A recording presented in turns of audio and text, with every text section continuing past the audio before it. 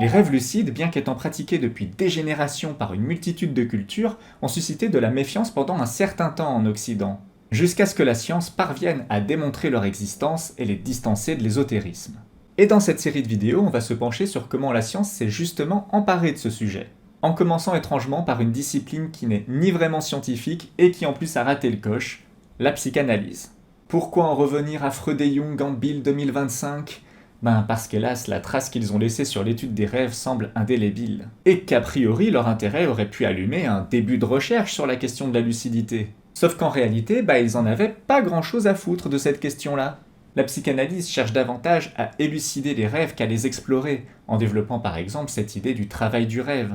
Et on peut comprendre que constater qu'il existe du libre arbitre à un endroit où est censé surgir du signifiant, ça les arrange pas. C'est pourquoi je vois à travers leur scepticisme sur la lucidité davantage une crainte de voir leur théorie s'effondrer. Ce qui finira de toute manière par arriver avec le temps, donc mauvais calcul les mecs. Surtout que chercher à comprendre les rêves sans chercher à expérimenter cet état, ça ressemble juste à mettre des œillères. Donc on ne peut que se réjouir des progrès effectués depuis la psychanalyse, et promis dans la prochaine vidéo, c'est de ces progrès-là que l'on parlera.